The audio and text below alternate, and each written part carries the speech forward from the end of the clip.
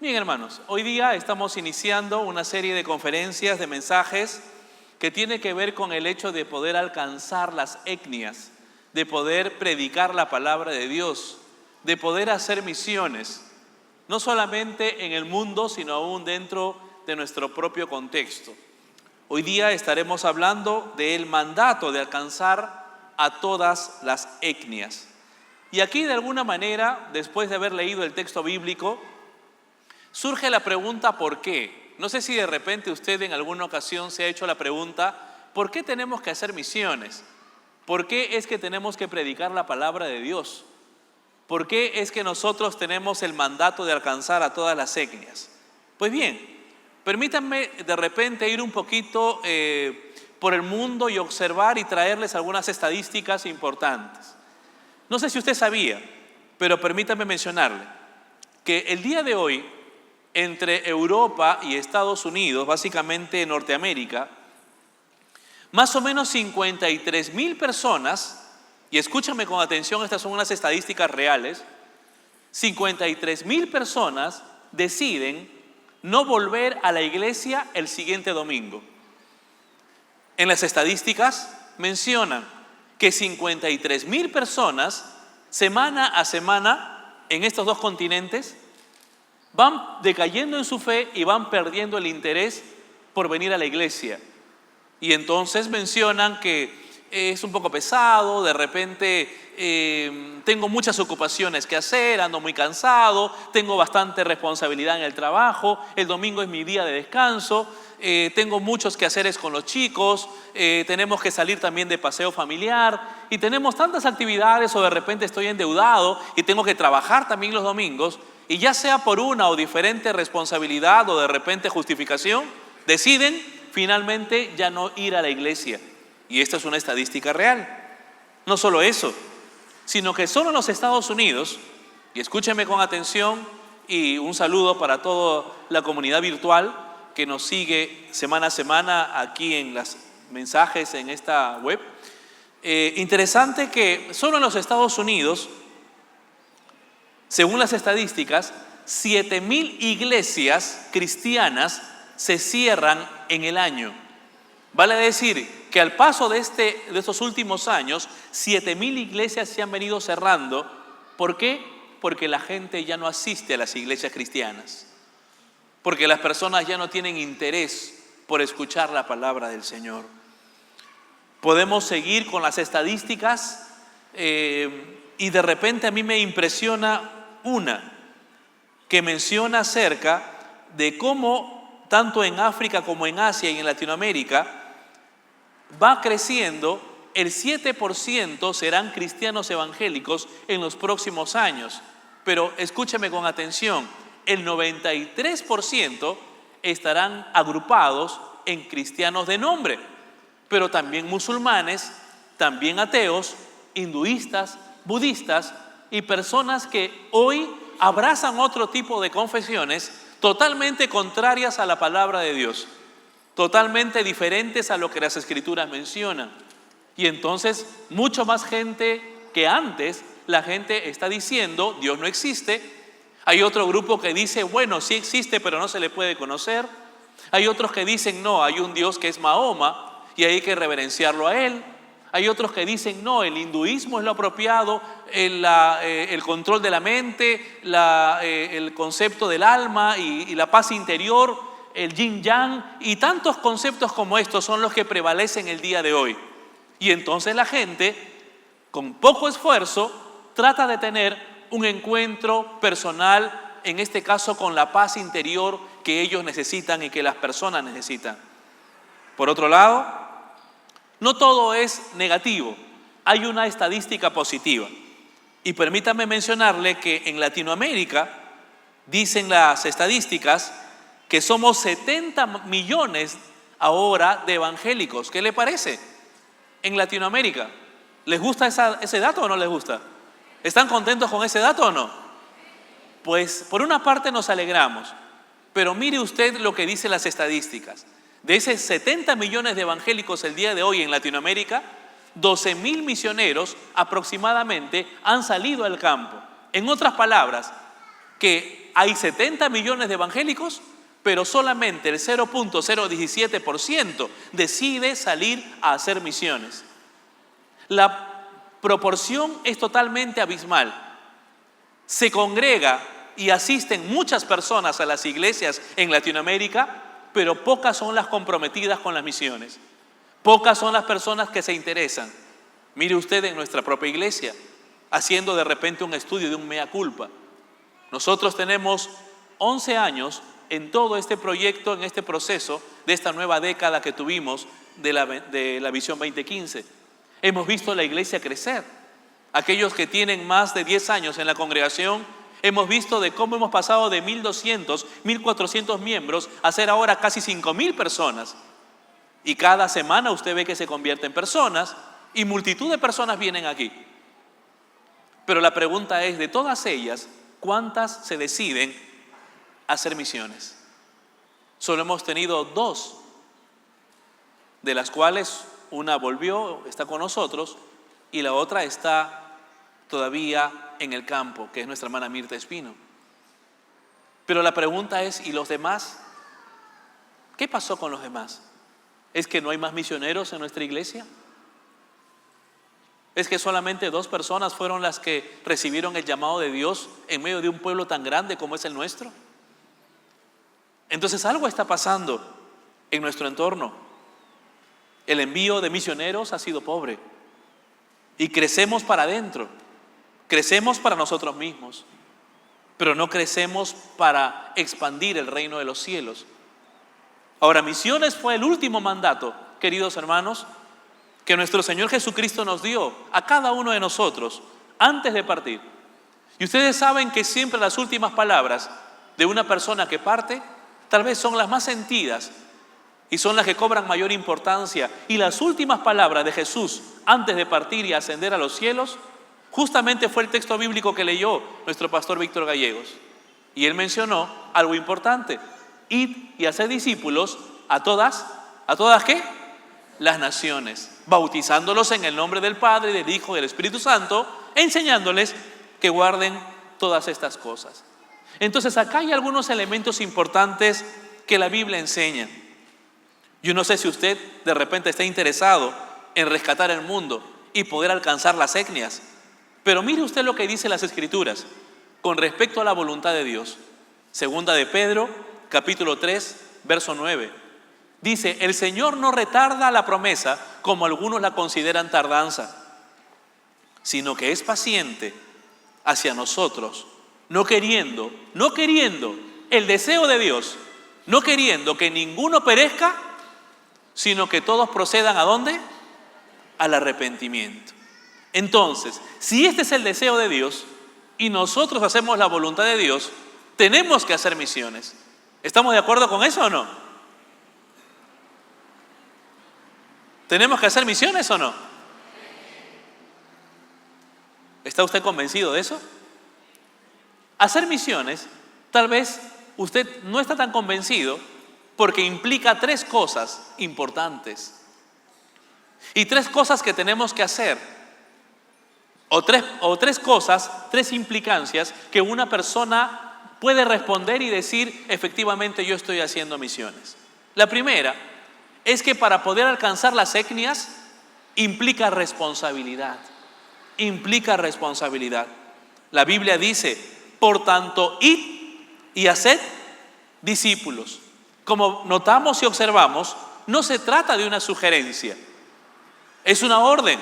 No se trata de repente, si se quiere, si te sobra el tiempo, si tienes las condiciones apropiadas, si de repente te es apropiado hacerlo, si de repente por ahí te agrada poder hacerlo, pues entonces correcto, haz misiones. No, la Biblia no dice eso. El Señor Jesús fue tajante y fue frontal y dijo: por tanto, id y haced discípulos a todas las naciones. ¿Por qué implica responsabilidad? Porque es un mandato. Es un mandato. Entonces, si desea, vayan a ser discípulos, no fue la orden, sino id y hacer discípulos a todas las naciones. Ahora bien, acá hay un detalle interesante que siempre los textos en original nos ayudan. Ustedes saben que el Nuevo Testamento fue escrito en el idioma griego. Y el idioma griego es tan rico que nos brinda algunas interpretaciones interesantes. ¿Y qué va a decir el texto en el original? Cuando usted lee, por tanto, id y hacer discípulos a todas las naciones, lo que dice el texto es, mientras van yendo, su tarea es hacer discípulos en todas las naciones. Mientras van yendo, mientras van caminando. Vale decir que es un estilo de vida. El mandato de hacer discípulos no es simplemente el hecho de poder seccionarlo los días domingos en la iglesia, en la célula o en los grupos pequeños, o de repente en el momento que yo estoy en la congregación o estoy dentro de esta cosmovisión evangélica o cristiana. No, la Biblia menciona mientras van yendo, mientras van caminando en su vida cotidiana, en la universidad, en el trabajo, con el vecindario, con la familia, entonces hagan discípulos, vayan y hagan discípulos a todas las naciones. Entonces tenemos que desterrar y quitar de nuestra mente el concepto de que misiones tiene que ver con salir a otro país o salir de repente a otro lugar. Misiones no es tomar una mochila e irse de repente a una ciudad, a un distrito, a un pueblo, a una aldea. No, no solamente es eso. Misiones es todos los días. Misiones es compartir la vida cristiana con las personas que están alrededor. Misiones tiene que ver con el hecho de alcanzar a las personas que están en tu entorno y en tu propia realidad. ¿Por qué? Porque mientras vamos yendo, la tarea es hacer discípulos en todas las naciones. Ahora bien, pero pastor, yo traigo personas acá a la congregación, yo los invito a la iglesia, yo en algún momento les he hablado. No, la orden no es esa. La orden es, mientras van yendo, su tarea es hacer ¿qué cosa? Y lo subrayé adrede. ¿Cuál es? Hacer discípulos. ¿Y quién es un discípulo? Un discípulo es un aprendiz. Un discípulo, ¿quién es? Es un seguidor. Un discípulo es un imitador, en este caso, de Jesucristo. Pero hay un detalle interesante. Para que yo pueda ser un discípulo, para que yo pueda formar a otro discípulo, ¿qué necesito? Si yo quiero formar a otro discípulo, ¿qué necesito yo? Necesito ser un discípulo.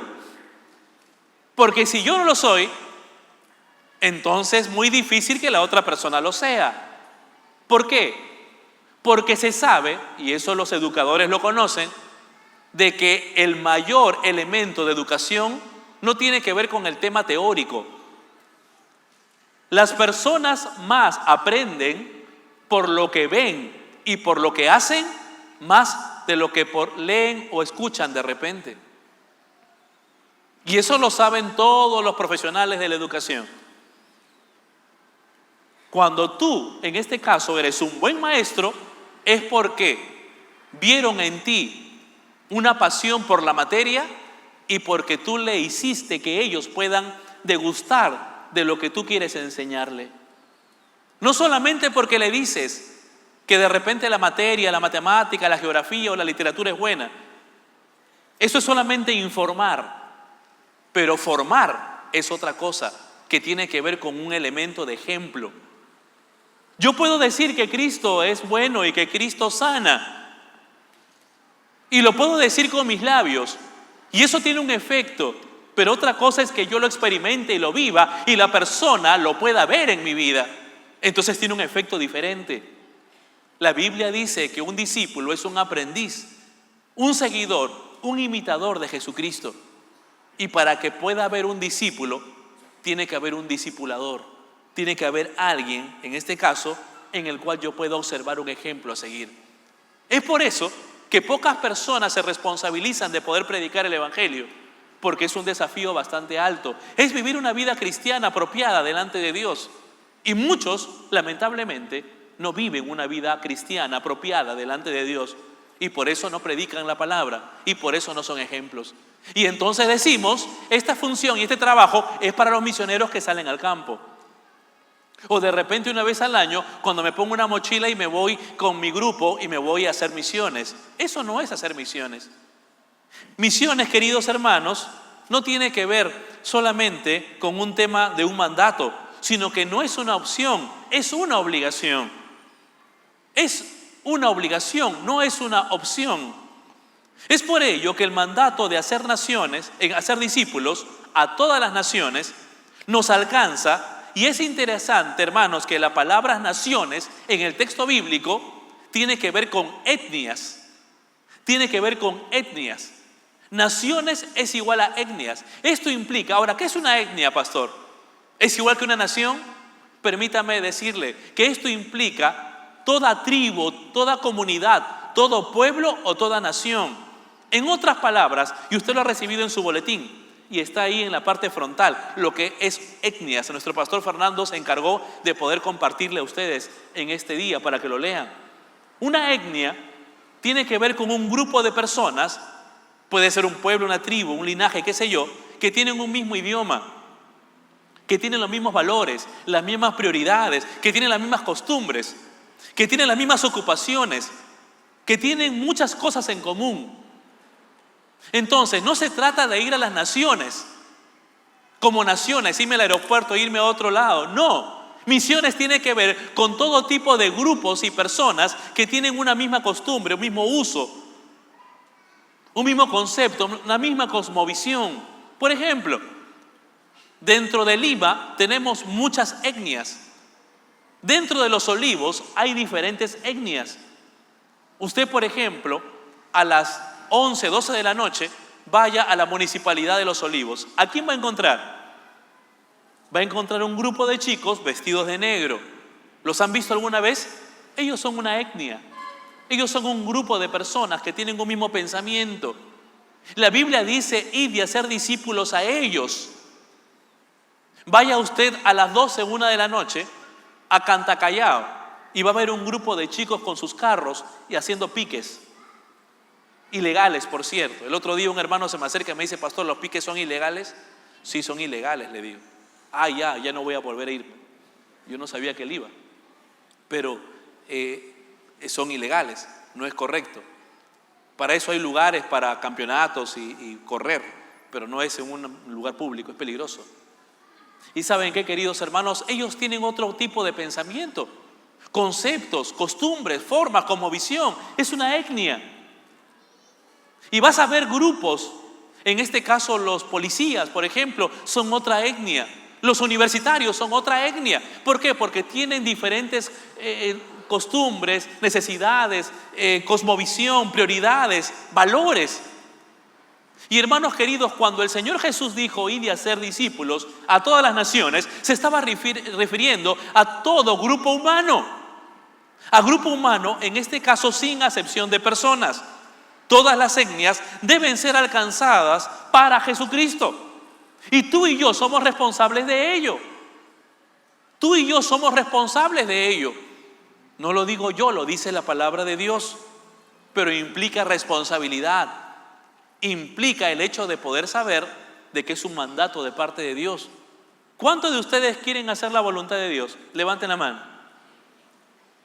Si tú levantas la mano y quieres hacer la voluntad de Dios, entonces tienes que hacer misiones. Porque esa es la voluntad de Dios. A veces hay jóvenes que se acercan y dicen, pastor, ¿cuál es la voluntad de Dios para mi vida?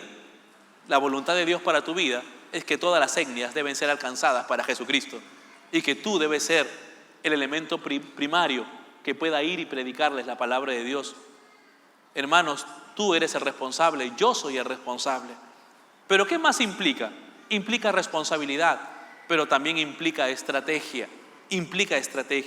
Dice el verso 18. Entonces Jesús se acercó y les habló y les dijo, toda potestad me ha sido dada en el cielo y en la tierra. Id pues, discipulad a todas las gentes, bautizándolos en el nombre del Padre, del Hijo y del Espíritu Santo, enseñándoles a guardar todas las cosas que os mandé. He aquí, yo estoy con ustedes todos los días, hasta el fin del mundo. Hermanos, en primera instancia, permítame decirle de que todos nosotros podemos hacer misiones. ¿Sabe por qué? Pregunto yo, ¿una persona que no sabe leer y escribir puede hacer misiones? Piénsalo bien. ¿Una persona que no sabe ni leer ni escribir puede hacer misiones? Sí. ¿Una persona que es invidente puede hacer misiones? Sí. ¿Una persona que se convierte el día de hoy a Jesucristo puede hacer misiones? ¿Una persona que está con cáncer puede hacer misiones? ¿O no? Hermanos, todos podemos hacer misiones. ¿Por qué? Porque no tiene nada que ver con el hecho de hacerlo bajo nuestra propia modalidad. Misiones tiene que hacerse con el poder de Dios. Es bajo el poder de Dios. Mire lo que dice el verso: toda potestad me ha sido dada en el cielo y en la tierra. Toda potestad. En otras palabras, toda autoridad. Es necesario tener en cuenta que no es un asunto de dependencia de nuestras habilidades. No es habilidades personales. Quien tiene más elocuencia, él tiene que hacer misiones. Quien es más preparado académicamente, él tiene que hacer misiones. Quien de repente tiene más años en la fe, él tiene que hacer misiones. Yo ya soy muy grande, muy viejo, no puedo hacer misiones. Eso es falso. Yo soy muy joven, no puedo hacer misiones. Eso es falso. Yo estoy enfermo, tengo muchas ocupaciones en mi trabajo, en mis estudios, estoy agobiado, no puedo hacer misiones. Eso es falso, porque no es bajo tu poder, es bajo el poder del Espíritu Santo en tu vida. ¿Cuál es el poder, pastor? Mire usted lo que dice Hechos 1:8. Pero recibiréis poder cuando venga sobre ustedes el Espíritu Santo. Pregunto, ¿cuántos de ustedes recibieron a Cristo en su corazón? Levanten la mano, quienes son hijos de Dios y cristianos. Si tú eres un hijo de Dios y has levantado la mano, un día el Espíritu Santo vino a tu vida, ese mismo día. Y dice la Biblia que el Espíritu Santo es el poder de Dios para tu vida. Pero ¿para qué te dio ese poder? Pregunto, ¿para qué te lo dio? ¿Para que vengas a la iglesia y puedas congregar? ¿Te lo dio para que de repente tú puedas tener paz interior y perdón de pecados? Sí, te lo dio para eso. Pero no solamente te lo dio para eso. Te lo dio para una capacidad diferente. Lo que dice el verso 8. Y me seréis, ¿qué cosa? ¿Puede decirlo fuerte? Y me seréis testigos. Te lo dio para que tú seas testigo. Recibiréis poder cuando venga sobre vosotros el Espíritu Santo y me seréis testigos. Tú no puedes ser testigo si no tienes el Espíritu Santo de Dios en tu vida. Si tienes el Espíritu Santo, puedes ser testigo. Pero pastor, yo no sé hablar mucho. No te preocupes por eso. Dice la Biblia que el poder del Espíritu Santo te va a capacitar para ello. Con tu vida, con tu testimonio, con tus palabras. En una ocasión, recuerdo mucho, que leí un testimonio maravilloso de un pastor en el África. Este hombre hizo una obra maravillosa porque ganó a multitud de personas, se constituyó en un predicador. A él le preguntaron, ¿cómo es que usted recibió a Jesucristo? Y él dijo, cuando yo era adolescente, en una ocasión vino un predicador aquí al África y hubo una gran campaña evangelística. Hubo tanta gente que no pude ni siquiera acercarme. Yo veía de lejos al predicador que hablaba y compartía de Dios. No lo escuchaba porque no había tantos parlantes tan grandes y potentes, puesto que había mucha pobreza, pero había mucha gente. Y entonces el entrevistador le dijo, ¿y cómo es que usted entonces recibe a Jesús si nunca escuchó? Entonces el hombre dijo, lo que pasa es que yo veía tan apasionado a este hombre y que hablaba con tanta vehemencia que me interesé por lo que él estaba hablando. Cuando terminó todo, esperé 3 horas para poder hablar con él y no pude hacerlo. Una persona me dijo, ¿qué es lo que deseas, hijo? Y esta persona, este niño le dijo, lo que yo deseo es saber qué es lo que habla ese hombre, porque lo dice con tanta pasión y con tanto ahínco que me parece que es algo importante, que creo que va a transformar mi vida. Ese día este muchacho, ese ujier que estaba ahí esperando, le habló a este niño Y ese niño recibió a Jesús porque vio a un hombre apasionado que aunque no lo escuchó, que aunque no de repente entendió el mensaje originalmente, pero vio su testimonio y vio su amor por Dios, que finalmente lo quebró y le trajo a él un interés profundo por Dios. Hermano, tú no sabes lo que tu testimonio puede hacer, a veces hasta sin palabras, con una buena conducta, con una forma de ser apropiada, siendo un buen padre, siendo un buen hijo, siendo un buen trabajador, siendo un buen alumno. Tú no sabes lo que pasa al paso de los años. Hay personas que te van a tocar la puerta y te van a decir: yo te conozco de años y quiero saber por qué es que tu vida es diferente. ¿Me puedes contar de qué se trata?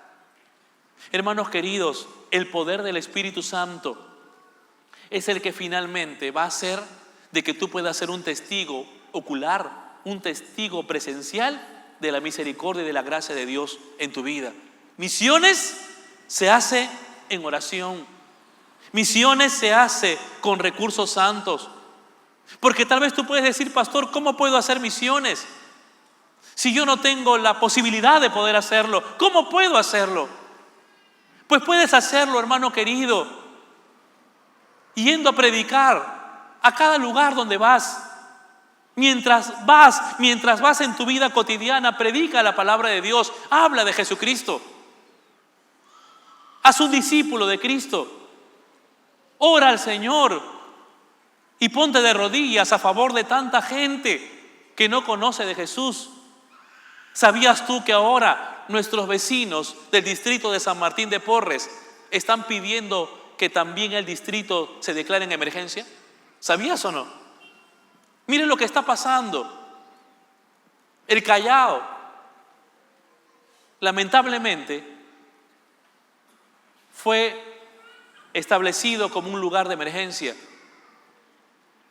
Todos los policías, la mayoría de ellos, fueron radicados al Callao. Gente de mal vivir, al ver esto, ahora se han mudado a San Martín de Porres. Y ayer estaba escuchando al alcalde de Los Olivos y temían de que el próximo distrito sea Los Olivos también, donde los sicariatos, donde lamentablemente los asaltos se puedan dar a mansalva. Y hermanos queridos, esa es la realidad. Esa es la realidad que estamos viviendo, pero la pregunta es: ¿tú qué estás haciendo que tienes el poder de Dios en tu vida para que esta gente conozca de Jesús? Para que el pueblo conozca de Cristo. Tú y yo, ¿qué estamos haciendo? ¿Estamos orando? ¿Estamos predicando la palabra de Dios? No solamente eso, sino que también es bajo la estrategia de Dios. No es bajo tu estrategia o mi estrategia, no es en mis formas, no es en tus formas. Yo, pastor, sirvo al Señor en mi forma. Yo hago las cosas como creo conveniente. Yo no estoy mucho tiempo en la iglesia, yo no estudio la Biblia, pero tengo mis formas, pastor. Tengo mi estrategia para hacerlo. Poco a poco, vamos despacio, no me apuren. He escuchado a muchas personas hablar así. Pero la Biblia dice que no es estrategia humana.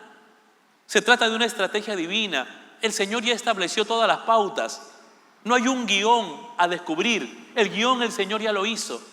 ¿Y qué dice la Biblia? Que es interesante que la estrategia consta de 3 partes. La primera es ir y predicar a las personas de Cristo, pero predicando, buscando el arrepentimiento y cambio de vida en la persona. Ir y hacer discípulos a todas las naciones. El segundo es bautizándolos en el nombre del Padre, del Hijo y del Espíritu Santo. Y el tercero es enseñándoles que guarden todas estas cosas. Hay 3 elementos importantes y esto es para todos. Si tú quieres saber si eres un discípulo de Cristo, te someto a un examen en esta mañana. ¿Quieres que te someta a un examen o no? ¿Te gustan los exámenes? Examen parcial. ¿Le parece? Examen parcial. Primera pregunta: ¿estás predicando de Jesucristo a cualquier persona que vas? Responda usted, ¿sí o no? Segunda pregunta, ¿esa persona que estás predicando de Cristo está siendo un discípulo de Cristo? ¿Está siguiendo las pisadas de Cristo? Responda usted, ¿sí o no? Tercera pregunta, ¿esa persona que usted le predicó de Cristo se ha bautizado? Responda usted, ¿sí o no? Cada pregunta vale 2 puntos. ¿Cómo vamos?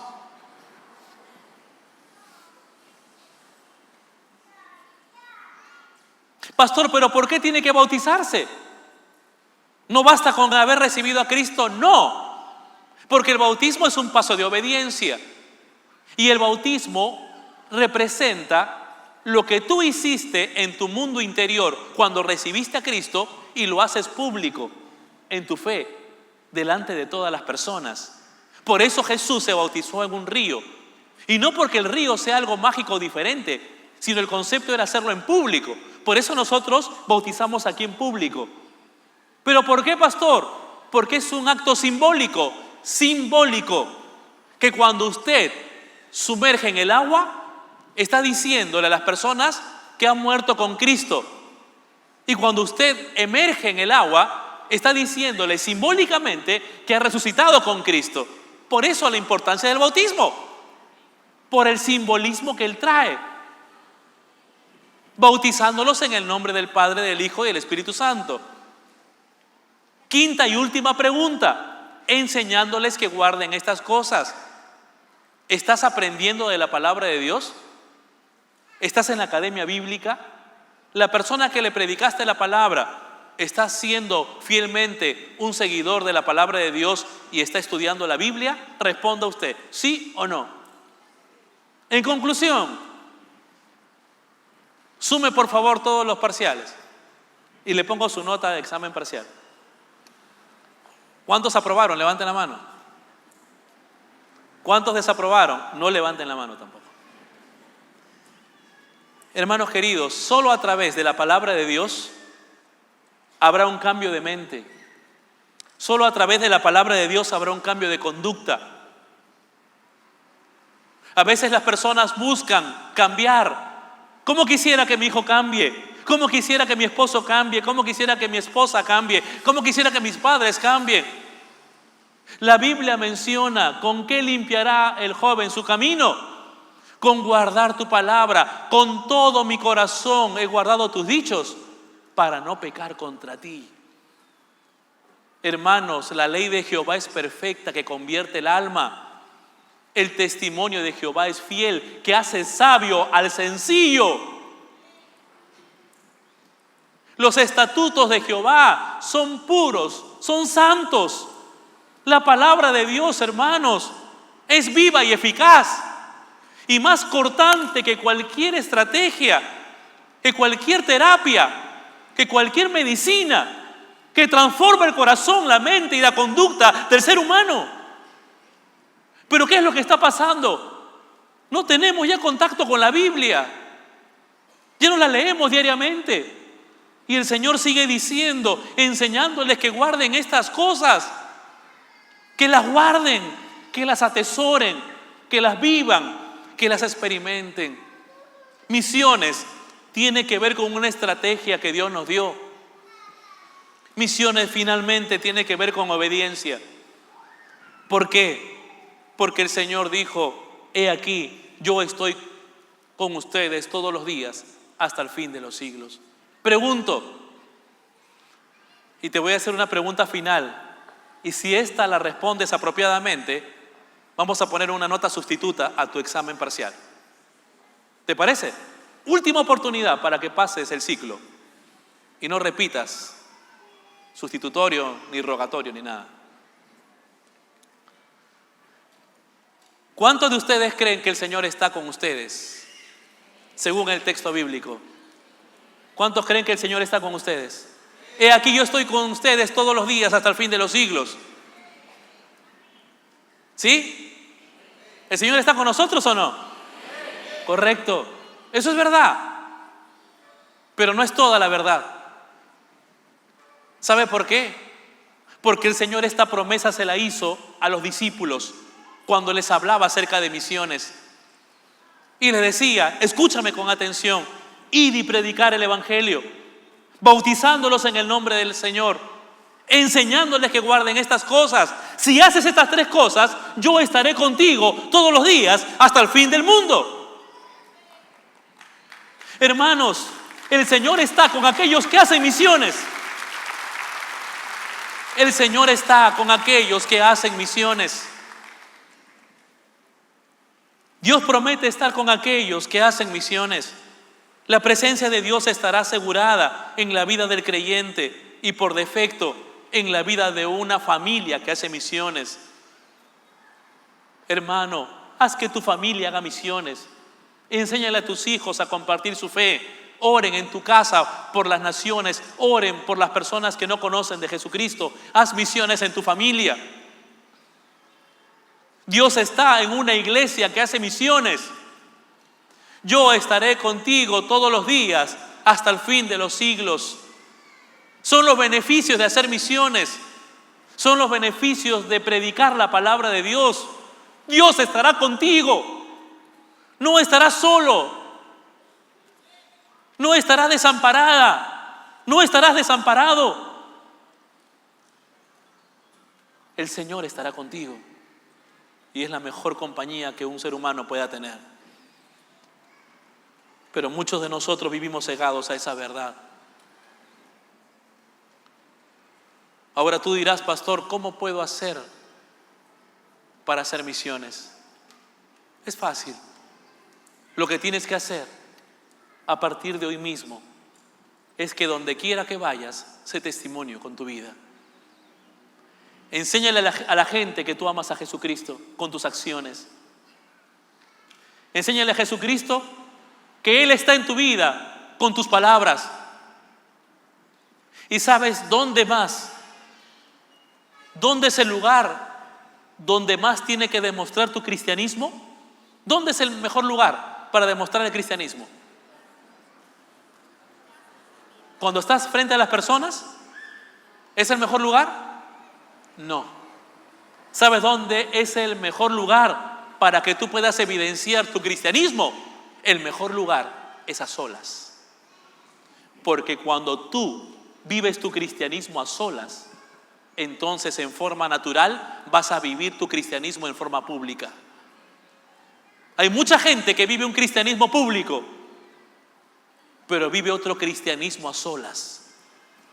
Cuando tú aprendes a vivir tomado de Dios a solas, cuando nadie te ve, es cuando aprendiste luego a vivir en público y siendo un buen testimonio.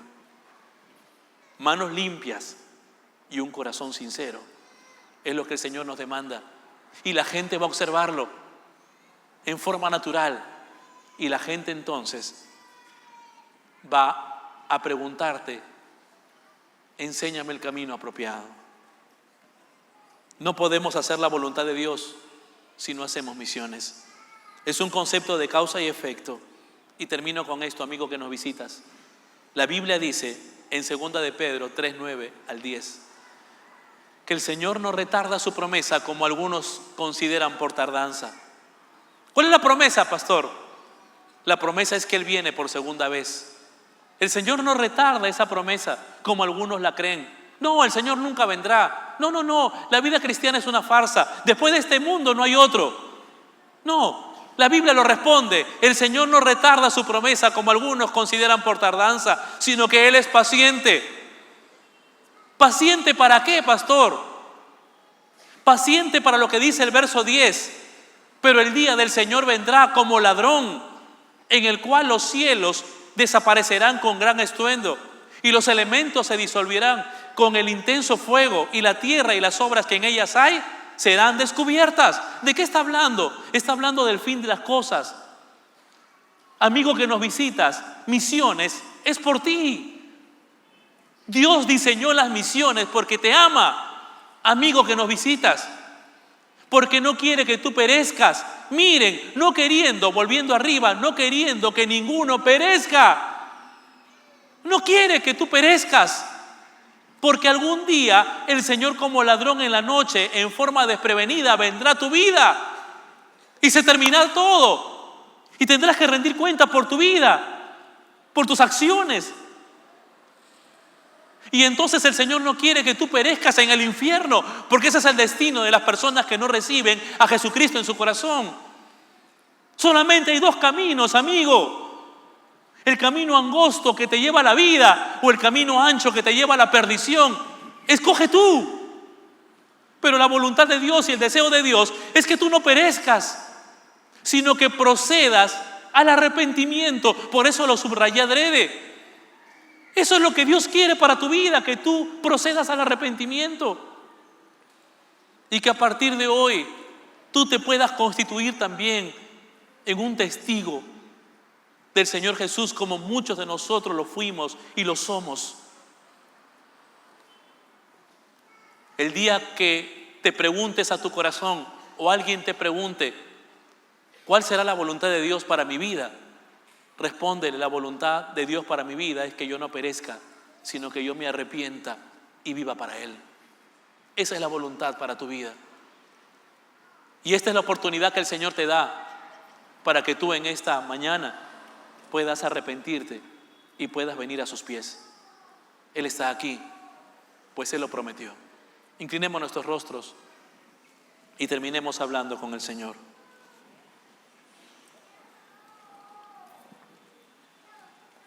Y si en esta mañana tú reconoces que estás lejos de Dios, si en esta mañana tú reconoces que tu vida está alejada del Señor, si tú quisieras arrepentirte y quisieras volver a los brazos del Salvador, a los brazos de Jesucristo, si tú quisieras nuevamente decirle: Señor, perdóname, te necesito. Si tú quisieras recibirlo a Él como Señor y Salvador de tu vida, por favor, repite conmigo esta oración y dile así al Señor. Repite conmigo, si fueras tan amable.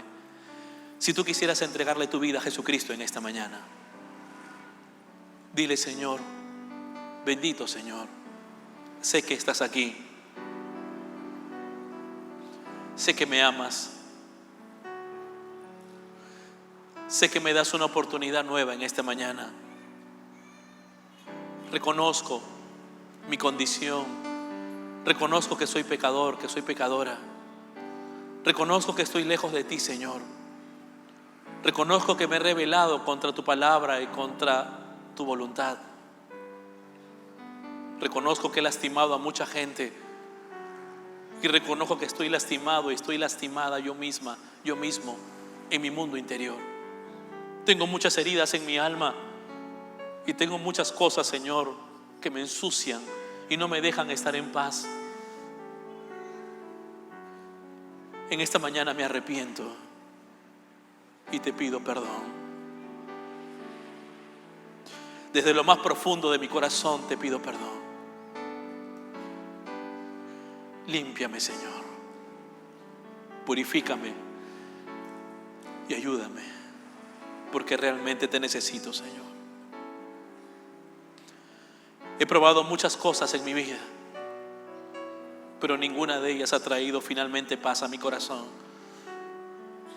Sé que solamente tú puedes dar paz y perdón. Hazlo conmigo, Señor. Te necesito. Mientras todos estamos orando, si tú le dijiste así al Señor: yo quiero pedirte un favor. Si tú oraste conmigo, si fueras tan amable, levanta tu mano en señal que efectivamente oraste conmigo. Levanta tu mano bien alto. Dios le bendiga, amigo. ¿Alguien más oró conmigo? Levante su mano, por favor, bien alto, y permítame visualizarlo desde aquí. ¿Alguien más lo hizo? Dios le bendiga a ustedes 4. ¿Alguien más oró conmigo? Dios le bendiga también a ustedes. Dios te bendiga también. Dios te bendiga, joven. ¿Alguien más oró conmigo acá abajo? Dios te bendiga también. A ti Dios te bendiga. ¿Alguien más le dijo así al Señor aquí abajo? Dios le bendiga también. Dios te bendiga.